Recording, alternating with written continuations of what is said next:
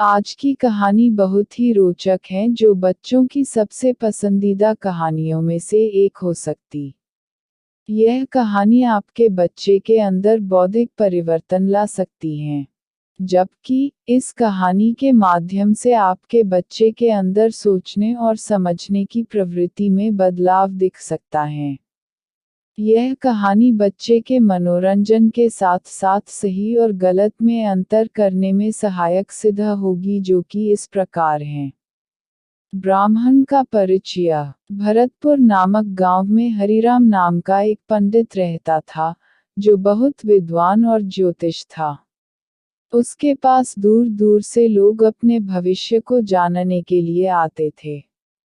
हरिराम अपने आसपास तथा दूर के गांव तक पूजा पाठ करवाने जाता था। पंडित हरिराम के 4 बच्चे थे, जो बहुत छोटे थे, जो अपनी शिक्षा अपने माता पिता से ही ले रहे थे।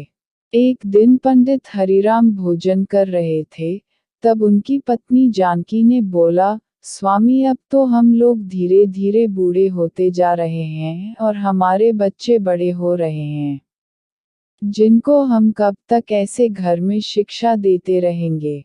हमें अपने बच्चों को गुरुकुल में शिक्षा दिलवानी चाहिए, जिससे हमारे बच्चों का संपूर्ण विकास हो सके।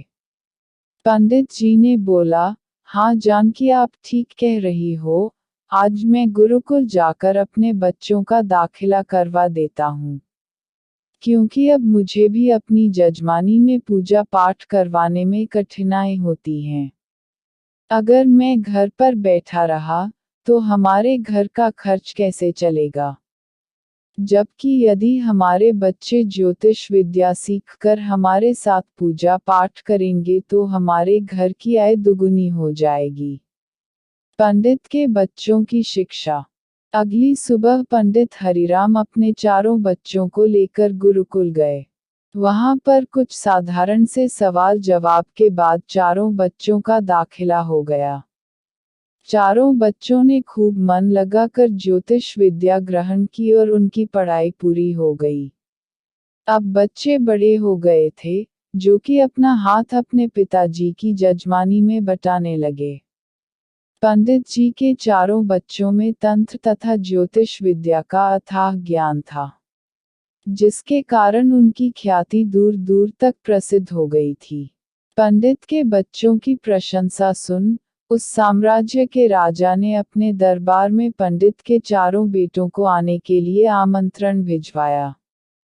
पंडित के बच्चों ने राजा का आमंत्रण पाकर अपनी बुद्धि का अभिमान करने लगे और 4 बेटे हंसने लगे और बोले, चलो आज राजा की हस्तरेखा को देखने चलते हैं। और 4 भाई एक साथ जंगल के रास्ते से निकल गए। बीच जंगल में पहुंचकर 4 भाइयों ने एक मरे हुए शेर की खाल पड़ी हुई देखी। आगे और जाने पर शेर के अस्थिर पंजे भी दिखाई दिए। तीनों भाइयों की मूर्खता। सबसे बड़े भाई ने कहा कि हम लोग पैदल जा रहे हैं, अगर हम इस शेर को जिंदा करके इसके ऊपर बैठकर राजा के महल में जाएंगे तो हमारी इज्जत बहुत बढ़ जाएगी। मैं इस शेर को उसकी खाल और अस्थि पंजे से जोड़ सकता हूँ। दूसरे भाई ने बोला, मैं इसके अंदर रक्त संचार और शरीर को पहले जैसा बना सकता हूँ। तीसरे भाई ने बोला, मैं इसको तंत्र विद्या के माध्यम से जीवित कर सकता हूँ। चौथे भाई ने बोला, हमें ऐसा नहीं करना चाहिए, हमें सीधे राजा के दरबार में जाना चाहिए, क्योंकि अगर शेर जिंदा हो गया तो वह हम सभी को मार कर खा जाएगा। उसकी बातें सुन तीनों भाई जोर जोर से हंस पड़े और बोले, मेरे डरपोक भाई, अगर हम शेर को जिंदा कर सकते हैं तो उसको अपने अनुसार चला सकते हैं। शेर वही करेगा जो हम कहेंगे। सबसे छोटे भाई की बात किसी ने नहीं मानी और शेर की खाल अस्थि पंजे को इकट्ठा करके तीसरे भाई ने अपने कमंडल से जल निकालकर शेर को जीवित करने के लिए मंत्रों का उच्चारण करना शुरू करने वाला ही था तो सबसे छोटे भाई से बोला, रुको, मैं पेड़ पर चढ़ जाता हूँ, उसके बाद शेर को जिंदा करो। छोटे भाई से सीख।